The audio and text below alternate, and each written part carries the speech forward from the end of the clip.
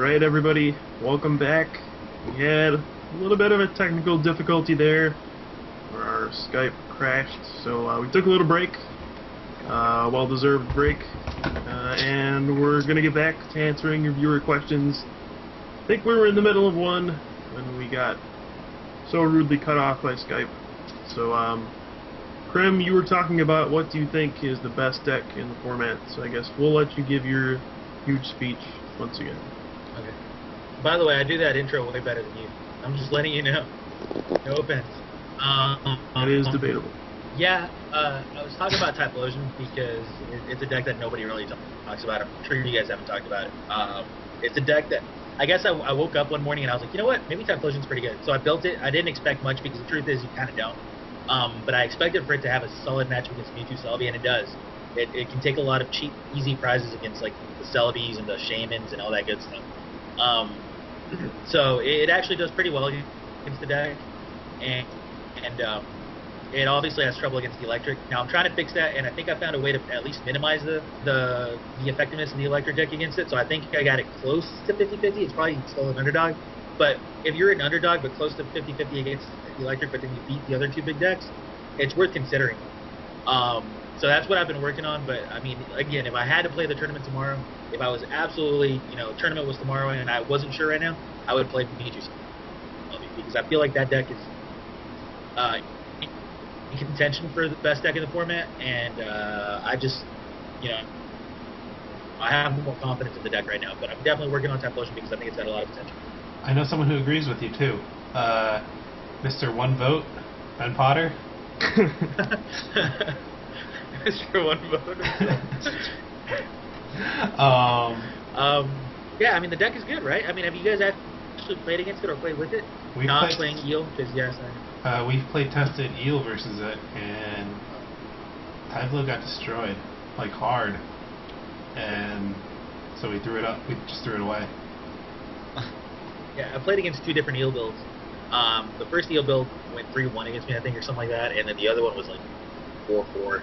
So I broke even against one, and I lost 3-1 to the other. Which, I mean, again, these aren't very many matches, so they don't necessarily mean much. But I mean, the matchup seems close enough where I'm giving it consideration. Now I'm trying to fix the matchup a little bit.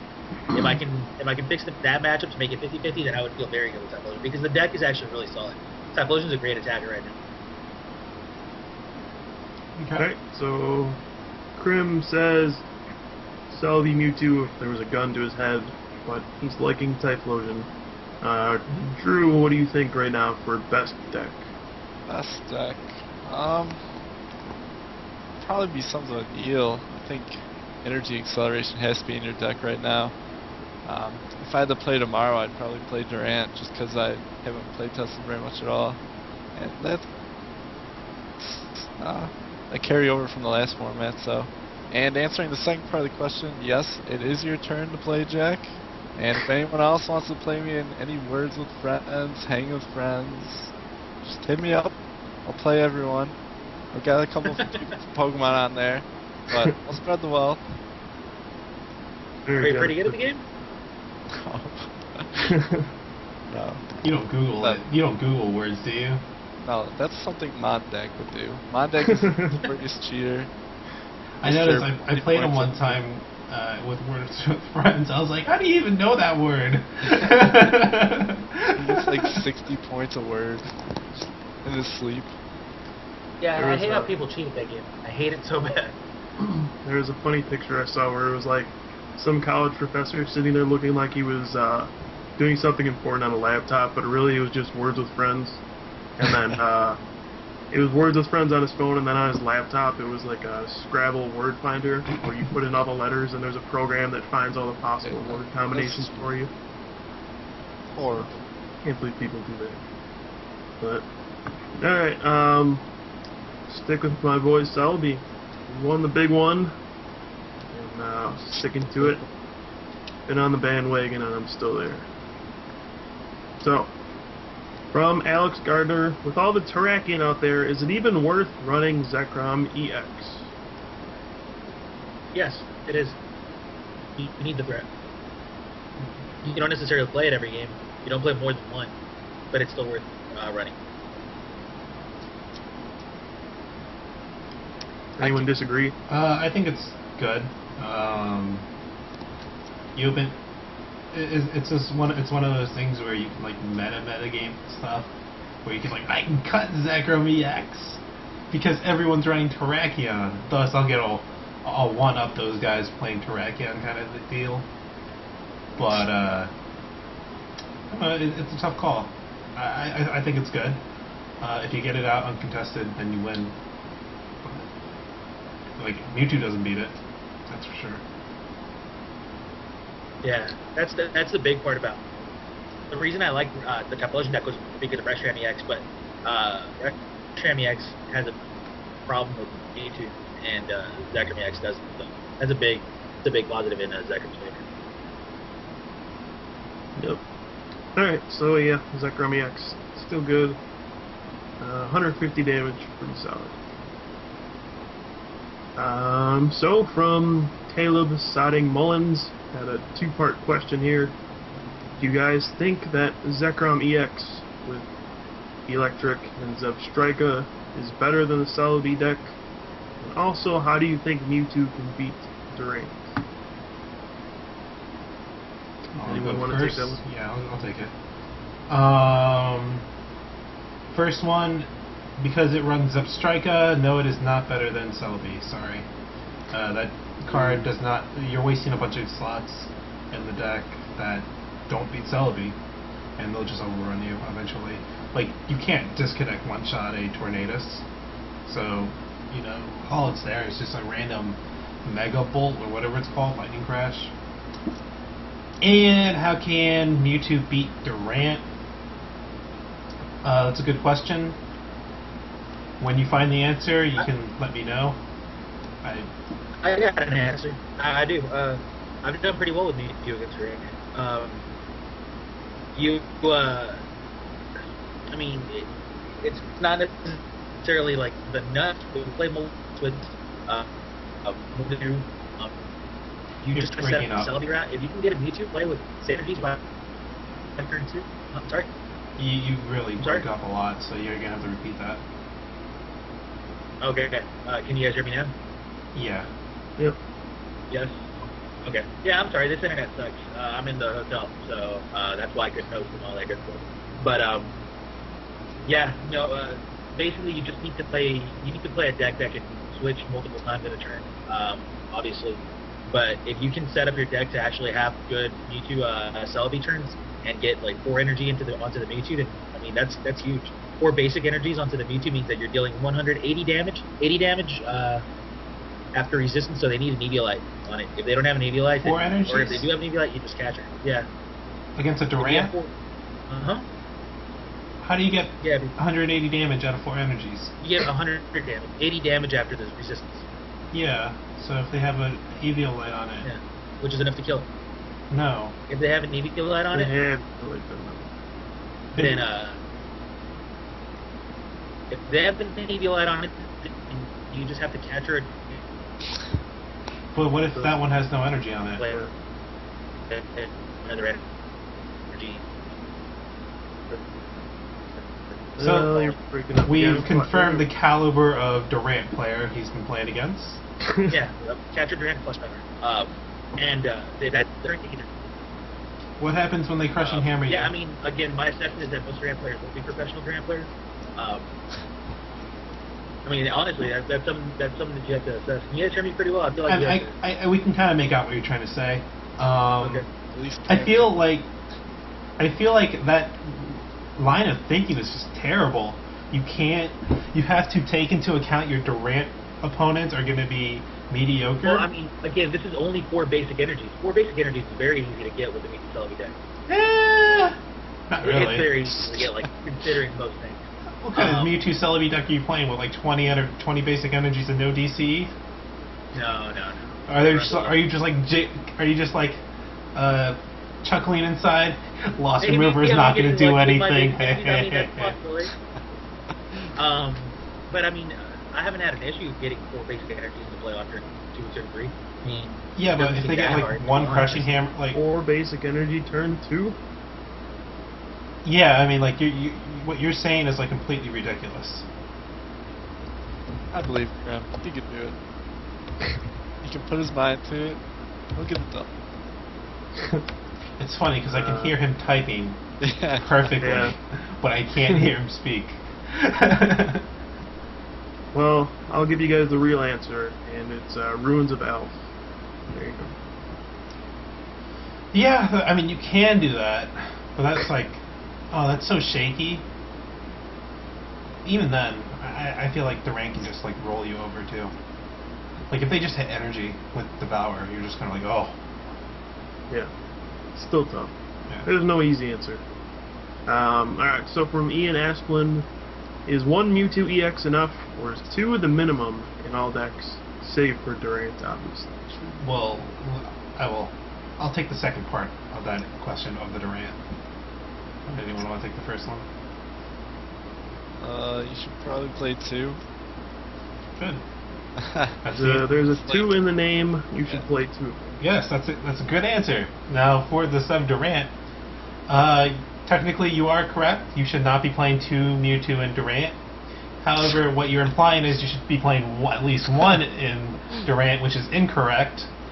Durant should be playing 0 Mewtwo because your goal is to devour, not take prizes. Hey man, it could work. Yeah. You could play Cabalion. Yeah, and Cabalion's bad. Why not play Mewtwo? That's the same line of thinking on why play Cabalion. They're Yeah, both but- like incorrect. But like, if you're facing Krim, and he's got his Mewtwo with 5 basic energy, and then you just drop down your own Mewtwo, and you knock it out, you just I win. like how Krim. Alright, Krim isn't even in the picture.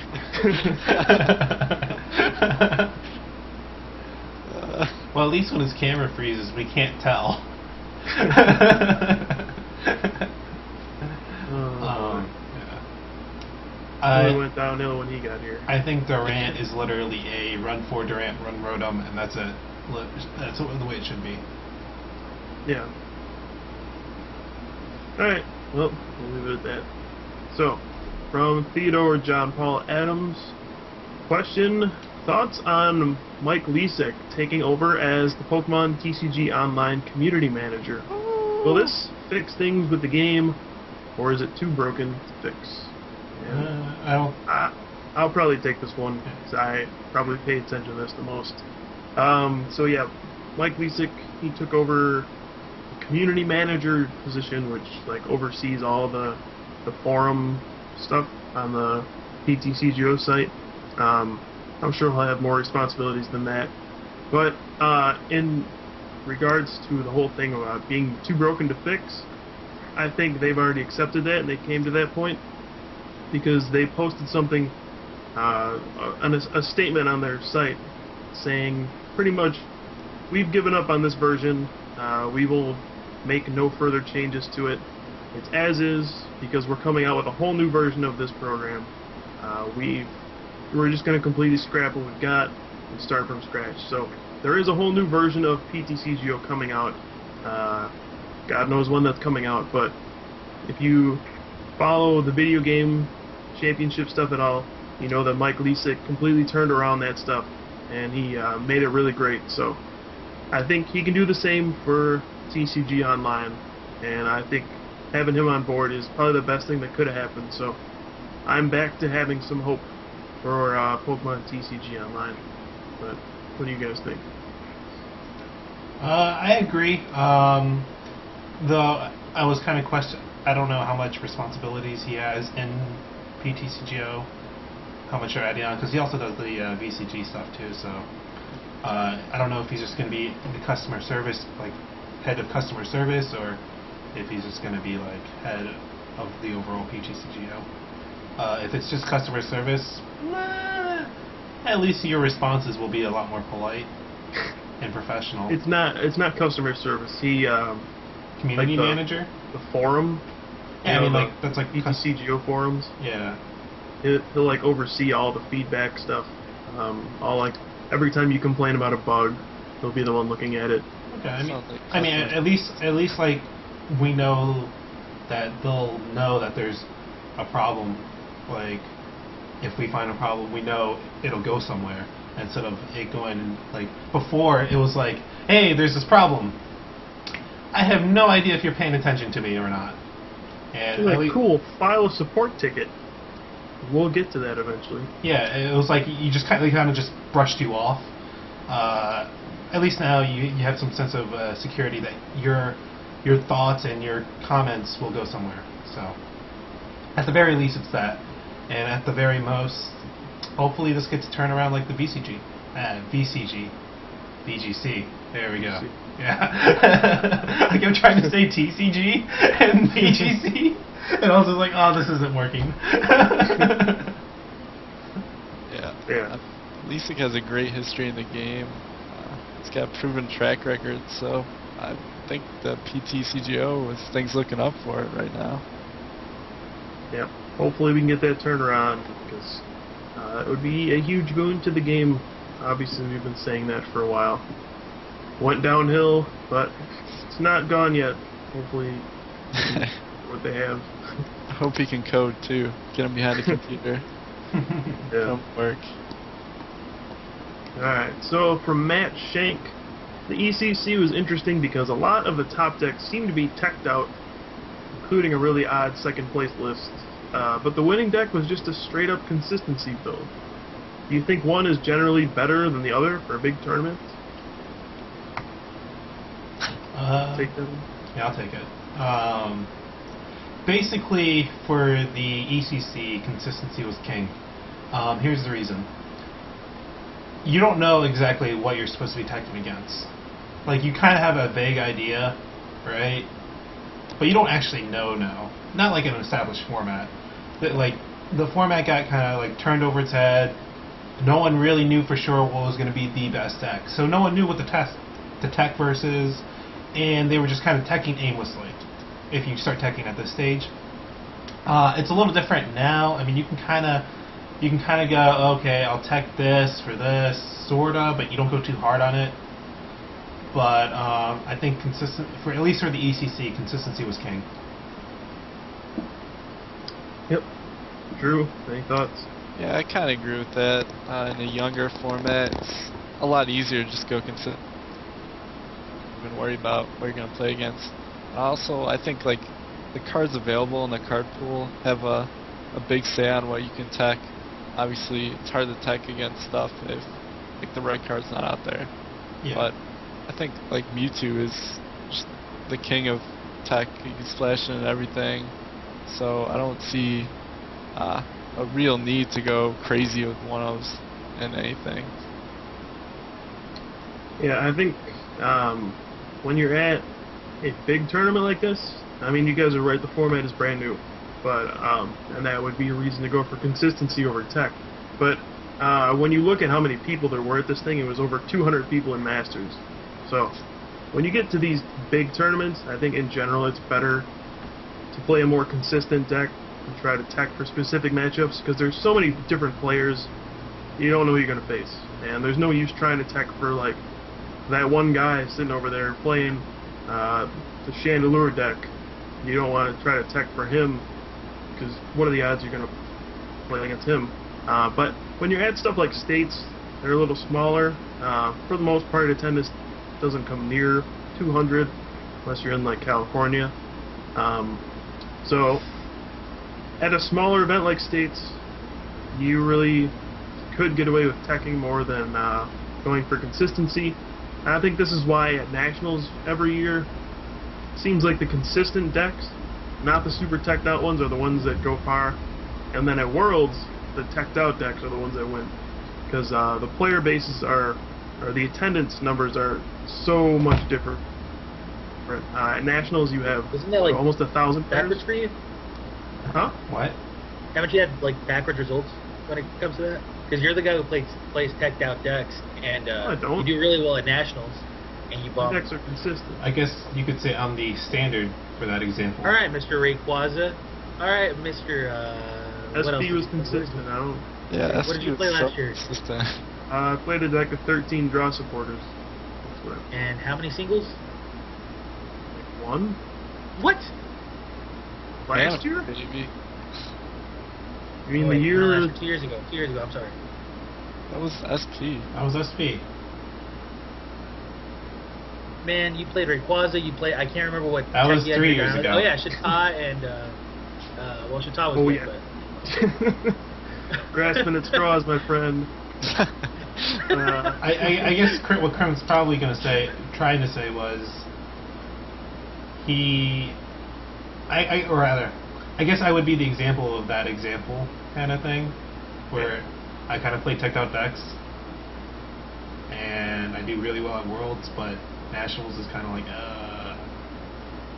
Right. yeah. There's just You more pretty well rounds you have to get through at Nationals, so you're better off It's okay. playing like just a deck with a solid core of stuff, not too many techs. So you just really need your deck to function over and over, and God knows what you're going to face in that many rounds. Whereas at Worlds, there's what, like maybe 100 players, somewhere around there. So you can kind of define the metagame more and tech for certain matchups. Like Typhlosion was obviously going to be one of the biggest decks at Worlds the past year. So was Yanmega Magnezone. So you could just tech for those 2 decks and you're probably going to be fine. But at Nationals, you have 1,000 people. What are you going to do? So attendance, just the size of the player pool, that's a big factor, I guess. That would be my point. Yeah, Crim. I do decent at Nationals. I mean, I top cut almost every year, but it's just like, I never go deep. Alright, are we good on that question? Yeah. yes. Alright. So from Andy Hahn. So he really wants to know, really this William Hung is the one you lost to? And he linked to, And that would be a Is- correct answer. his famous audition at American Idol singing She Bangs. And that's how he funded his trip to Arizona and a bunch of other gym challenges. You went to mine. Yeah. Yeah, he Look, used to Andy, travel all over the place, man. Mhm. Look, Andy. All right. I have a really good excuse for this, and the excuse's name is Big Chuck 01. Right? That's ridiculous. That stuff should not happen in the Pokemon community. There was Wow. a secret deck that a few of us had access to, and Big Chuck 01 was starstruck by William Hung, and he Opened gave his him the big deck. mouth. Well, Yeah. I think it's So, different now. I mean, I played like Mirror basically. In the that finals. it's a deck that had one. Muck Huh? EX beforehand. It had one. Yeah, something. one. So Yeah, it was Yeah. at least Yeah, known. deck list. Nobody had even close to that deck before. This wasn't the internet era. Like everybody had like random deck lists that were like 40 cards off or something ridiculous. I know. I'm just saying, like, Like we're in like single soup teleporters, and it was like, oh no. I will be honest. I did get inspired to play Hariyama after I heard Crim did well with it. The deck was awesome. Yeah, it was good. And Yeah. it's unfortunate that Luke is known for Hariyama, not Crim. Luke was the biggest donkey with that deck ever. It was actually really tough. It got like really sick mind games with this cards. That's We got like real sick with it. I had a winning record against Gardevoir with Hariyama, dude. Like that was actually crazy. That is crazy. Whew. Or do you mean Metagross? Whatever the big psychic deck was. Metagross. No, he played Guardy. That was big in his area. No. Yeah. Oh yeah. Yeah. It was really big in my area, and One just- that searched. I don't know, man. energy I had out some of sick deck. knockoffs. Tell you. I always thought like whenever I was knocking people off, I was like, man, you must be bluffing right here. But I gotta go for it anyway. Sure enough, every time they weren't bluffing. They're literally staring at the card that they don't want me to get. And I'm like, oh, all right, well if you're bluffing me, this is a great bluff, but I picked that one. And they're like, how did you know? Yeah. Luke Oh, would I get love reads it. like that too. It was Love like Hariyama. he was playing against a straight up auto loss, but he figured out the order in which his opponents held his hand, the cards in his hand. So he would play. The guy would play. This is against Jerry Maron at like top 16 of regionals, and this is straight up auto loss. So, but he orders his hand in the order he's going to play it in, right? So it won't be like in like sections where it's like trainers, energies, Pokemon. It's like I'm going to play Rare Candy and then Pidgeot, and then I'm going to quick search for Rare Candy, and then here's a Nidoqueen, and then kind of like that, right? So he just always went far right. Oh, there's a Rare Candy. Far right. Oh, I got a Nidoqueen. far right. Oh, I got a DRE. Freaking Jerry. And that's how he beat the auto loss and went on to win the tournament, become the most famous Hariyama player. Hariyama was a good deck, man. Yeah. Wasn't that the tournament where Luke's opponent in the finals had to just attach an energy to the active and win the game, and then decided to attach it to a bench Pokemon? Yeah. He had the kill with, I think, like he had the knockout. EX. The with Arcanine EX. I think it's like the second attack where it just does a bunch of damage, right? Yep. And he just got into that mode where he's just gonna do 30-20, 30-20, and Luke was just like, okay. And he ended up just got a reversal heads and then knocked out something. Ended the game, and then they went to a game 3, and Luke won game 3. Yep, that's how you win tournaments. Must be nice. Alright. Let's plow through the last few questions here. From Corey Goss. Seems like older decks were a lot more fun to play and took more skill. What are you guys' all-time favorite decks that were good? All-time favorite, or should I choose the most fun or the most broken? Whatever you want. Give me a second to think on this one. Someone else go. Alright, Krim, keep talking about Hariyama. Yes, Hariyama, the knockoff. What was the second attack for it? It was Did 80, 83. I think it was like they pivot deal 20 throw or something. Yeah. And then you 80 like and they took deal 20 more. on the next turn. Yeah. Yeah. Man, that was what an EX was back then. How sick is Also, that? because it could drag It turn. only had what, like 110 HP or something? Yeah. Remember Dratini, or the Dragonite line was weak to colorless, so you just play 2 crystal shards in there, and then whenever they would promote Dragonair, and it'd be like, oh, I'm protected, I'm just gonna get my evolution from the deck, and then I'm gonna be there protected, and you were just like, crystal shard, knock off, knock out, and I'll just nab the card you picked because I kept track of it. That's the thing, is you have to be a sneaky player to play Hariyama correctly. Like, you actually have to, like, think outside the box. And, like, there was a lot of people who like to play Hariyama. Like, I want to say, yeah, my friend Lanston Lowe, alright? Most of you guys don't know him. Most of you guys have never heard of his name.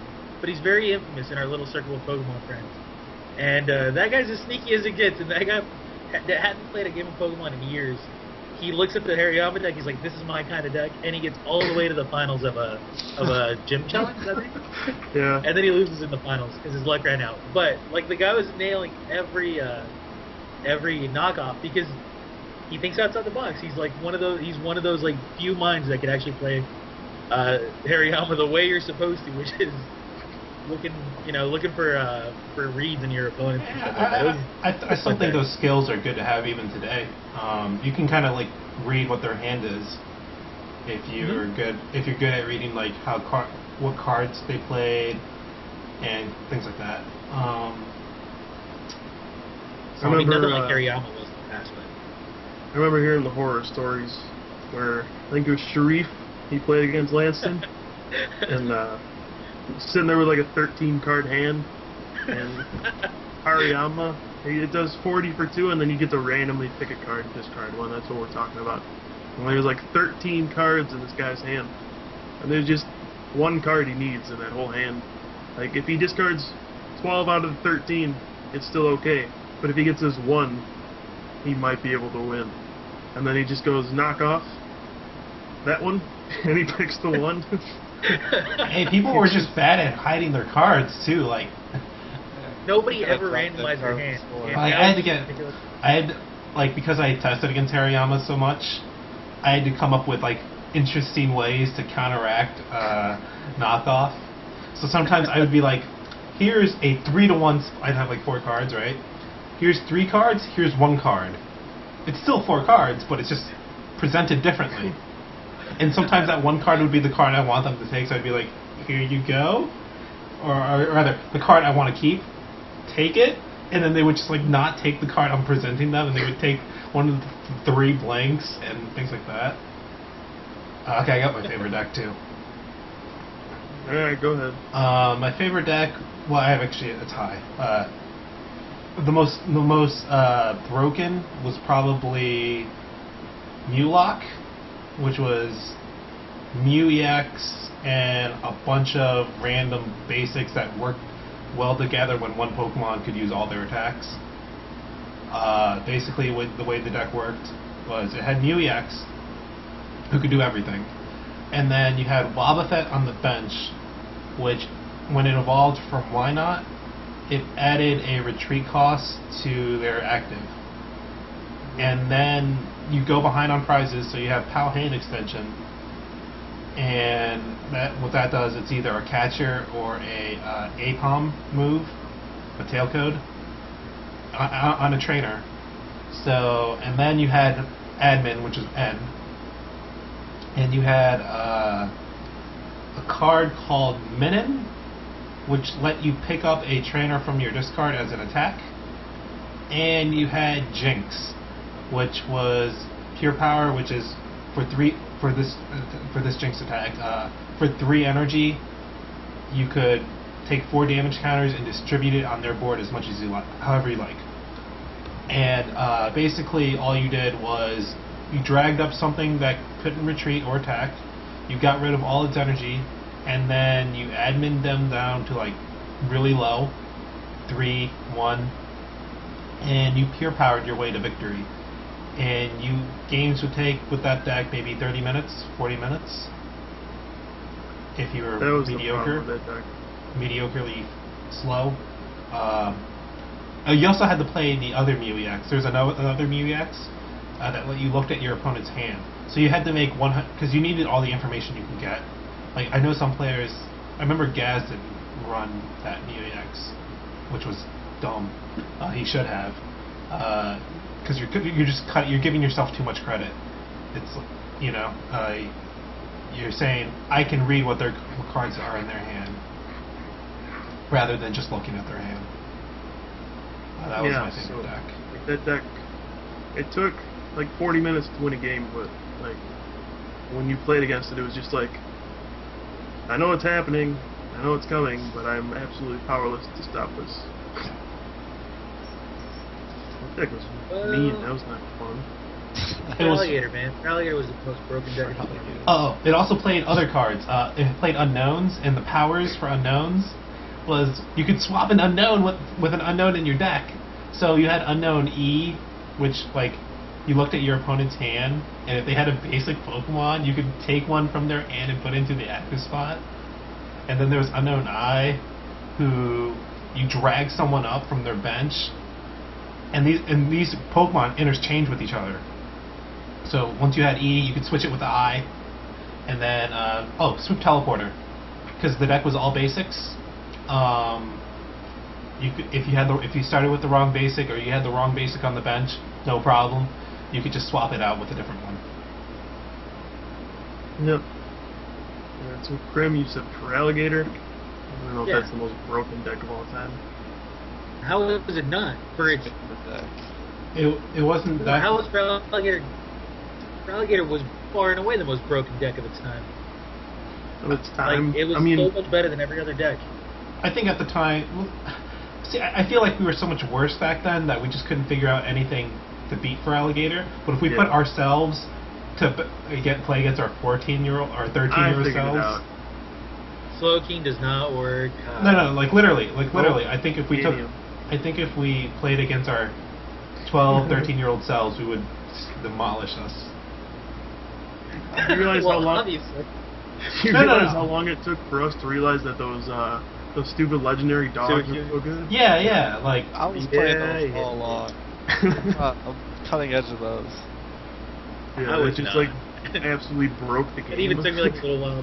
Me and Tom would just sit there every tournament, sitting behind the Suicune, just kidding for like 15 turns. So that's why you had to run. That's why you had to run one Raikou. We played 2 You had to go one Suicune, one You had to play Raikou. See, there were disadvantages to all of them, right? Yeah. The Raikou get knocked out by Tyrogue. The Suicune takes 40 from Elekid. And the Entei was weak to Water. Totodile. Weak to water, yeah. It was like a metagame there. Yeah. But it was like, Ralliator was broken, man. There's no deck that's ever been more dominant in its format, except for think- Cardboard. Slow King with Murkrow was the stupidest. Blaziken was pretty good for a while. Well, I went back when I was stayed with Jason and we played some Unlimited. It was base through Neo 4, and Slowking with Murkrow was just dumb. Like, Yeah, you lock a baby and you win. There's not like, There even was Dark that. Vileplume that was pretty Block solid there. anything. Huh? Dark Vileplume was pretty solid. I mean, there was ways around this. No, there wasn't. There was no way around like Slowking. Mug stopped Slowking, didn't it? Yeah. Yeah, Muck did, but And then there was the Iggly buffs. You need yeah, like- but you had to have one Iggly buff for every Slowking they had. yeah. Yeah. And then they- So your bench is like 3 Iggly Yeah, Murkrow, buffs just to yeah. get a trainer through. Yeah, I mean there was ways around that stupid combo, but I mean, yeah, Slowking was dominant in Unlimited. Once your opponent got 2-3 Slowkings in play, you were just drawing dead. Yeah. The counter to Slowking is Slowking.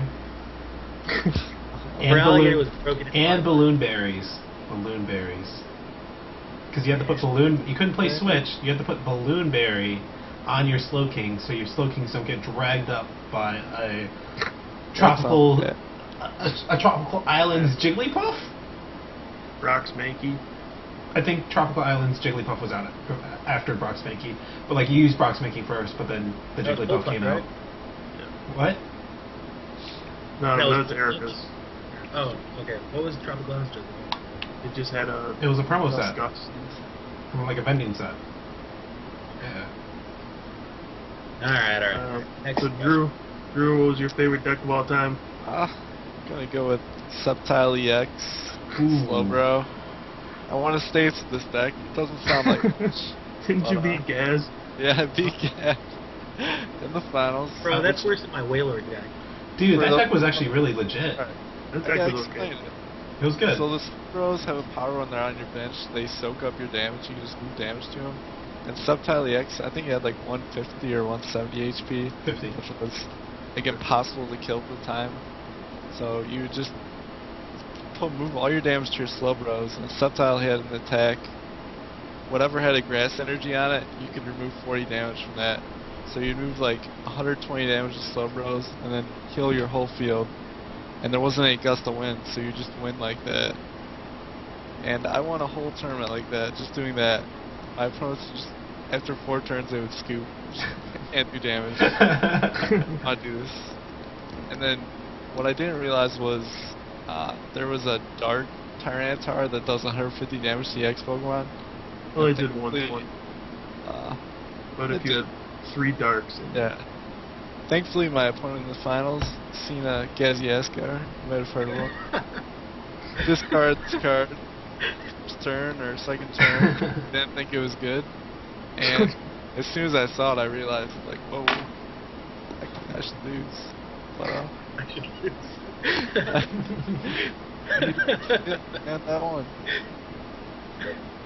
alright. Ay, Most ay, fun ay. deck of all time, hands down, is Eggs.deck. I don't know how you guys don't bring this up. It's like the stupidest, hear most straightforward deck in the world. You have this Exeggutor. There's actually one out today that does the same thing. It's the same attack as Audino, actually, where you flip coin for each energy attached to Exeggutor. It does 40 times the number of heads. And you just play Electrode EX, which you blow it up, give your opponent 2 prizes, but then you get to use your Scramble energy, which I'll count as 3 now, and you get to take 5 energy from your discard pile, load up an Exeggutor, and just flip like 12 coins at once. And then you just knock out all their stuff. And then you play an admin too to knock down their hand size, and you get to take advantage of power and all that stuff. And So who created that was this the deck, most sir? fun deck. And You who did. This created- was the one good thing you've done with your life. You made this deck. This one shining moment. It was actually good, and it was so awesome to play. I remember Bianchi right before Worlds, because that was the Worlds that I think Ashley Bennett took me on. Yeah, it was. Yeah, it was. And I was so dead set on playing Eggs.deck if I qualified, but I didn't qualify. And then Bianchi's like, you know what, man, I should play Eggs. I'm playing Eggs.deck at Worlds. That's for you. And I was so excited. I was like, you know what, I didn't make it to Worlds, but at least he's carrying it. And it turns out he didn't play it. And like by round 2 or round 3, he was like, I should have played X Dog deck. I would have been 3-0 right now. Little do they know. Man, that deck was awesome. You're right. That was the greatest creation of all time by any human or other. Was that the LCQ where we played? Yeah, it is. It is. We had a fun game that game, didn't we? Because we were playing Metachamp Mirror, right? Round one. Yeah. So okay, let me give you the rundown on what happened in this game. I knew we were playing mirror match right from the get-go. However, Krim did not, and here's the reason. During the course of the week, I had been playing Dark Slow King, just because I thought the deck was cool, right? I was like, yeah, look at me rolling through these guys with Dark Slow King, right? So he pegged me on Dark Slow King, right? And he would just not let go of this read. So he sees Jirachi. Okay, Dark Slow King. That's actually kind of standard, right?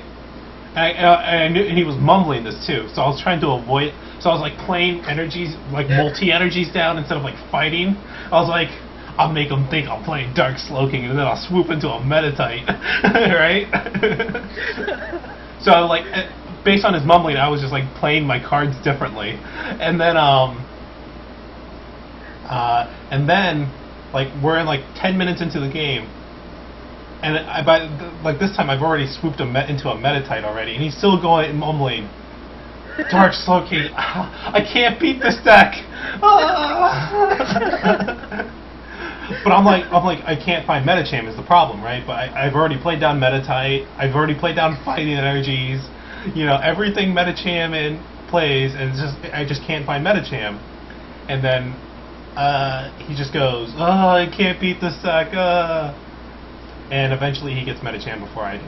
But yeah, the game wasn't interesting, but the conversation that went on was just like ridiculous. It was just like, how stubborn are you? Are you gonna stay up? You see Fighting, you see Metatite, and you see. No man, I saw Jirachi, I saw Psychic.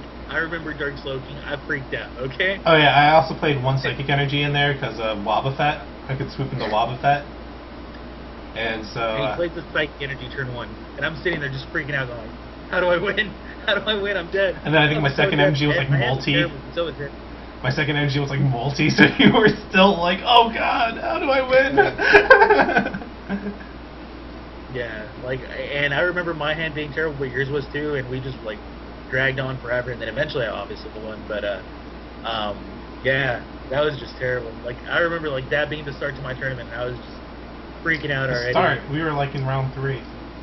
Was that round 3? It was like round 3 of 5. I thought it was round 1. Okay, round 3. Yeah. And then I heard you lost, and I was like, yeah, that should have been me. Ashley Bennett. She was playing that Dark Steelix deck. Yeah. That was a tough match. Is it really? Yeah. I don't know.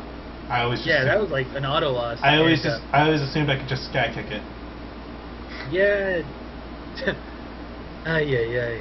So tough. Anyways, next question. Yeah. Alright. Alright.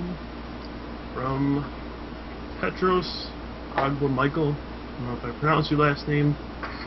I've seen you though. You were at the Florida Marathon, so hi. Seen you. I'm noticing a trend that electrode variants are being shunned as time goes by, as a result of it doing somewhat poorly at the ECC, or at least to the degree at which it was expected to perform it. On which end of the spectrum do you stand on? I guess, do you think that the deck can still do well? So, electrode. What do you think? Well, Krem gives a thumbs up. You're in electric, still good.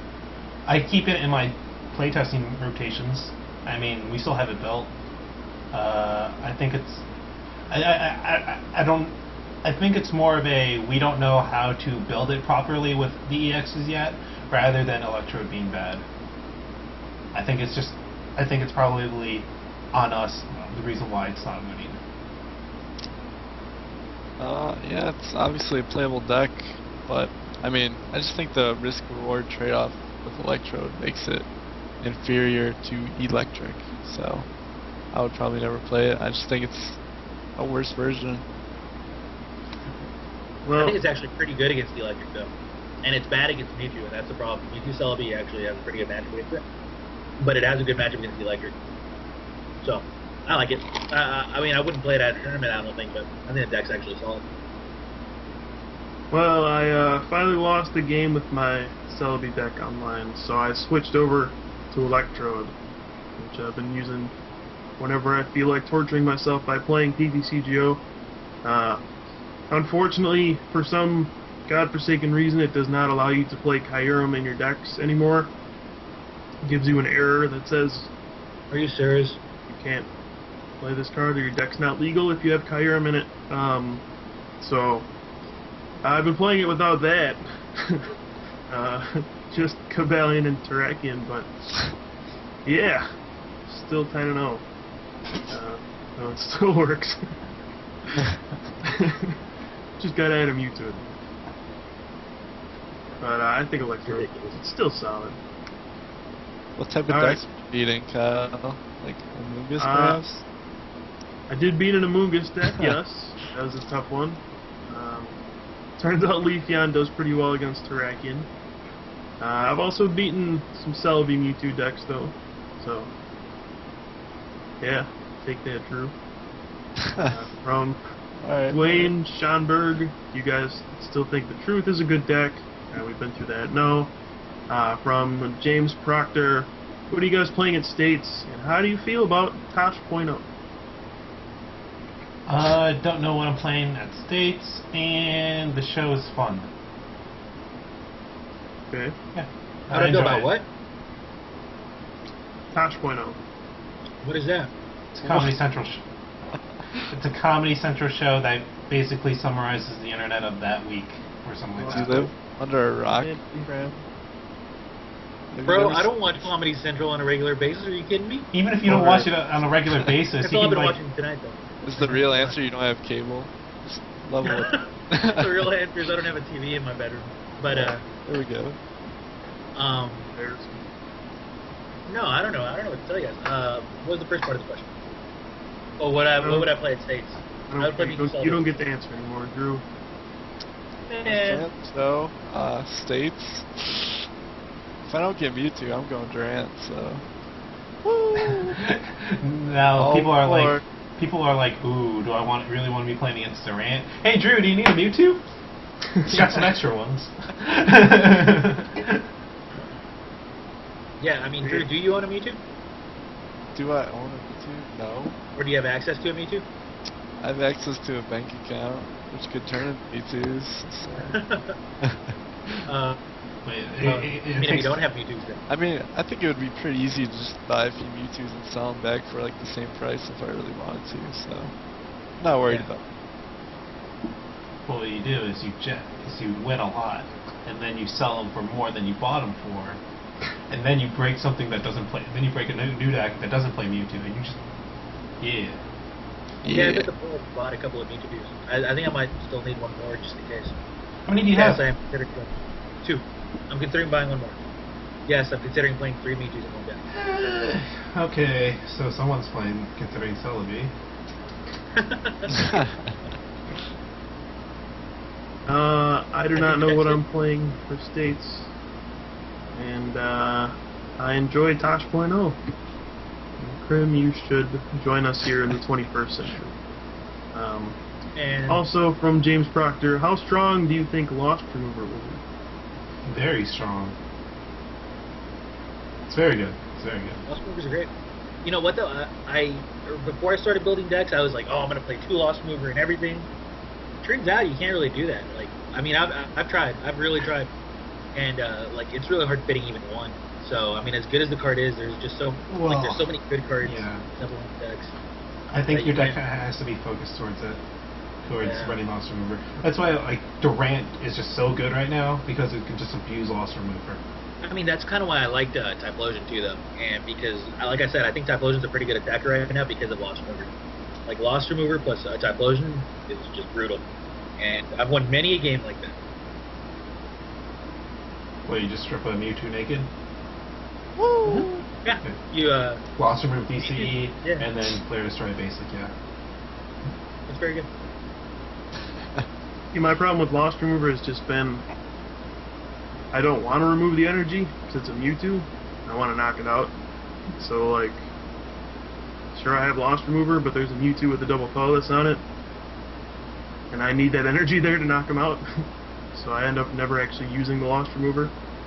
Well, I mean, yeah, but in that case, you take 2 prizes. So I mean, like, it's all on how you want to approach a Mewtwo. If your answer to Mewtwo is Mewtwo, then you can't play Lost Remover. But if your answer to Mewtwo is something, I'm not going to one-shot a Mewtwo, I'm going to, like, 2-shot it, 3-shot it, then you have room to do something else. I mean, for example, against that Mewtwo deck, one thing that I've been doing, not too often, but often enough lately, is they use the Tornadus to attack. They leave the double colorless attached to the active. You capture whatever they move the energies to. You Lost Remover the double colorless off the Tornadus, and you just destroyed all their energies because you knock out the new active, and the Lost Remover, went onto that Tornadus, which is just like a huge blowout. If you can ever get that done in one turn in the middle of a game, you're probably winning that game. I mean, it takes a pretty big upset for you to lose that game at that point. So that's kind of why I still like Lost Remover. There's still ways where you're going to find a way to use it and abuse it, but you just kind of have to look for them a little bit harder, I guess, because you're right. Sometimes you're just going to want to actually knock out that Pokemon instead of revoke the energies. Yep, so it all depends on what you face, I guess. Yep. Alright, so we'll take 2 more questions here. First one from Britt. DRG or Genius in the finals of the GSL. Who's your pick? Let's go, Genius! Genius. DRG's great. DRG's a better player, but Genius, this is Protoss time, man. He does not lose to Protoss, so Dong Regu. That's my pick. No, man. Genius doesn't lose period lately. I mean, Genius is Genius too much is a machine right now, cheapness. man. He doesn't lose a Genius Protoss? is a third What are you player, talking and about? he's gonna have the better builds. Huh? He lost the Genius already.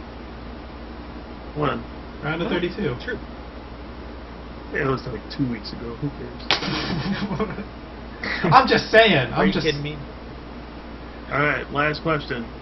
From Ian Asplin. Are recent formats really that terrible? I listen to a lot of people talking about the old days of the TCG with a lot of fondness, and they put down the current game quite a bit. I've only been around for the past 2 years competitively, so I can't really judge. I obviously enjoy the game now, but is it really that much worse now? I think it's... What was the very first sentence of that question? Are recent formats really that terrible? I think it's more. I think a lot of it is more you kind of put older format. People put older formats on a pedestal in their head because almost every format is just as frustrating in terms of like, oh, I gotta beat this deck, right? And this deck is so good, but I don't want to play that deck because I don't want to play 20 mirror matches, kind of thing, right? So I think a lot of formats are similar in that aspect. In terms of basically, the longer the game goes, I think the better the format generally. Unfortunately, right now, games are going too fast. But on the bright side, going first isn't as almighty as it was. So I've been winning a lot of games going second. Probably just as many games as we've been winning going first. So at least that's been addressed somewhat.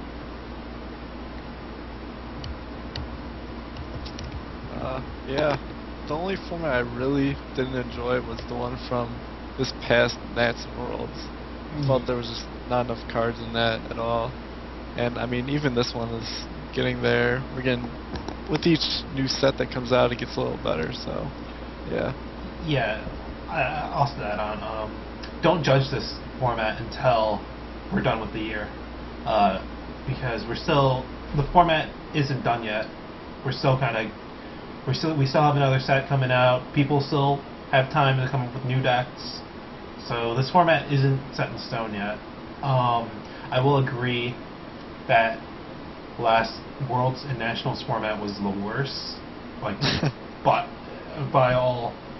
it's the worst, but it's better than what it would have been had they not rotated, which is weird. Because even though in terms of matchups, the format was balanced, the way the games played out were terrible. Never before has my hands gone like ice cold round one playing at Worlds. Like I was literally the entire time when it wasn't my turn, I was just doing this. Tails, tails, tails, tails, tails, tails, tails, tails. Like the entire game. And every time for the whole tournament I was playing my cards and then I just did this. Tails. Come on, tails. See, for me, I was like, I just need heads once. Let's do this. It wasn't like that for me. I mean, like, okay, there was a game that was like that for me, but that once never happened. So that's why I went up X2. Yeah. I mean, you have to remember, like, going back to the question. I'm sorry, I don't mean to interrupt, but going back to the question. We look at a lot of things with fondness because like there's some of our best memories. Like, I mean, you want me to tell you what I really thought about that match against Willie Monk? I didn't like it, obviously, but I mean, this is a standout memory. And like, I mean, if you think about it, he had to get so many Pokemon Reversal, I believe it was, and Energy Removal too. He had it in formats. But hey, you know what? That match stands out in my memory, so of course we're going to talk about that. For Alligator, let me tell you guys something, alright? This is another war story. For me to actually take third place in that STS, first of all, I woke up really late, and I wasn't going to be allowed to play in that tournament. But my dad, I was really young at the time. I think I was 13. Or no, I think I was 15. My dad talked them into letting me play with a round 1 loss. And back then, there was 9 rounds of Swiss, and had to go X1 to be able to make it. So I actually went 8-0, 8-0. Winning 1 match on time. So if I won another match on time, I wouldn't have made it. I would have taken 9, and Jason would have made it to top 8. But no, Jason takes 9. I made top 8. I beat my bad matchup at Crobat, which he had to get so many tails for me to win that match. And every focus band flip was just ridiculous. Like every focus band was literally life or death. Like if I get tails or if he gets heads, it's just he would have won that match. And then you go to top 4, which is where I lost to Matt Moss. And again, like all that had to happen was I just got incredibly unlucky with my whatever that stupid card was that shuffles your hand into your discard into your deck. Helm? Oh, Trash Exchange. Trash Exchange. Yeah, Trash Exchange. Yeah. And I Trash Exchange all my Trash Exchanges away and Super Alligators.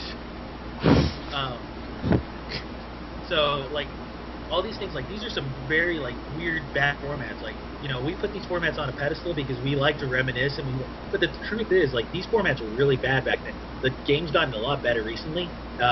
With SP, I think it was at its absolute peak in terms of strategy and as good as the game was. But yeah, I mean, you're gonna have some bad formats. You're gonna have some bad eggs. Like we mentioned, last year's Nationals format was just the worst. I mean, yeah, you're going to have some bad eggs, absolutely. But, yeah, I mean, the game's gotten a lot better. It's just whenever we talk about these older formats, we just, we have standout moments. Yeah, I hate flips, and Energy Removal 2 dominated the format back then. Pokemon Reversal dominated the format back then. And the cards were much more broken back then than they are now. Like, for Alligator should not have existed. Slowking should not have existed. These cards broke the game. Super Energy Removal should not have existed. All these things, So we just look at them just because, I mean, what else are we going to talk about? We've been playing this game for 12 years now. But the game's gotten a lot better, and it peaked at SP, and I hope it gets better now. But, huh? It's been longer than that. More than 12 years? Are we going on 14 now? 13? We're on 13 now, right? Yeah, that's Yeah, 13. Yeah, we're on 13. So yeah, we've been playing this game for 13 years. Half my life I've been playing this game.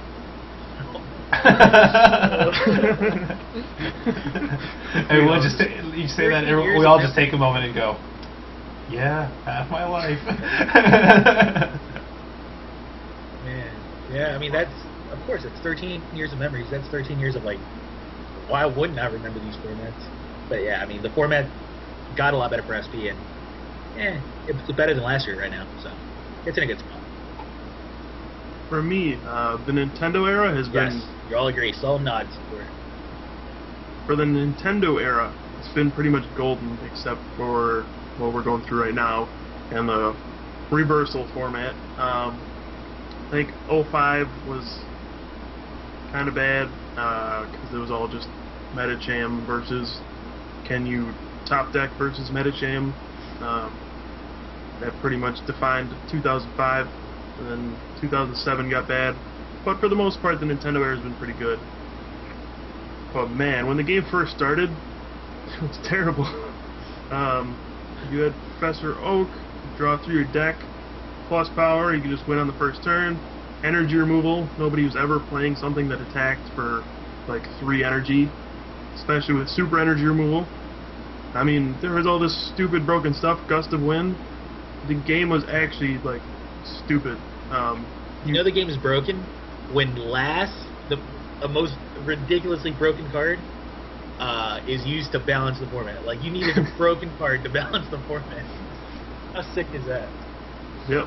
And that had just turned into a top deck. Not that boring. And like with each progressive set, it like didn't get better.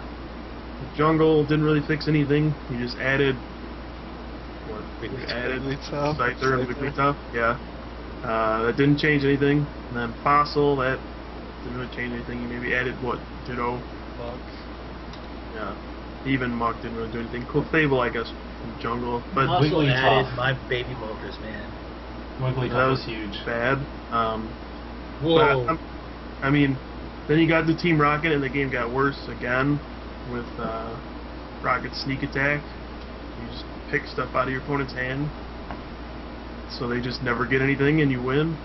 And then it got even worse with Rocket's trap, where you literally take their hand, get rid of it. So this game was very, very bad until we got Kleppa, and that kind of changed everything, and finally made it a game where, okay, we can But actually then we play. also got Slowking with that game.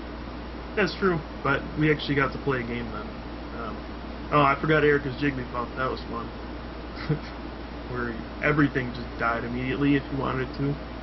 So, no, the game has not been perfect over the years, but I think when Nintendo took over, probably since Neo Genesis, the game has been a lot more fun.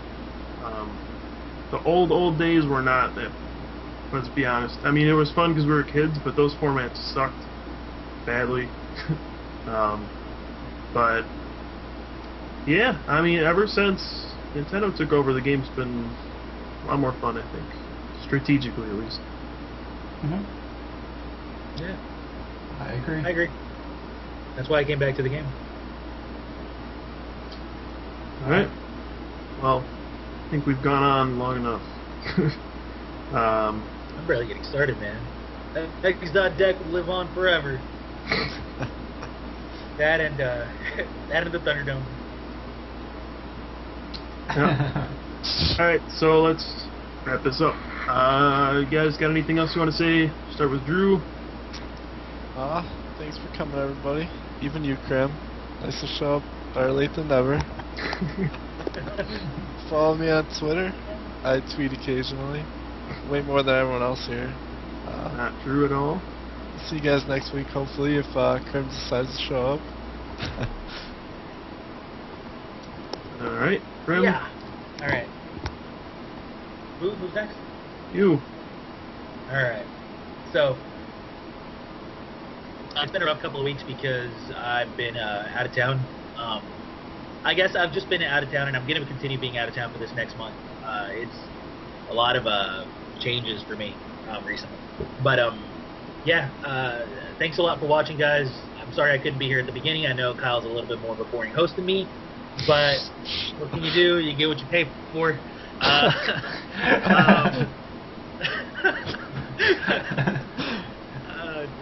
don't even know what to say. Yeah, I don't think I'm gonna be able. I don't think I'm gonna be available for at least a couple of weeks. I'm gonna be traveling to states still, but I'm gonna be in Las Vegas. And at the hotel that I'm gonna stay at first, the internet's just not good enough. I tried figuring a way out last time I was there, and it's not gonna work. But then I should be staying at the Aria for this second half of the thing, and a couple Aria is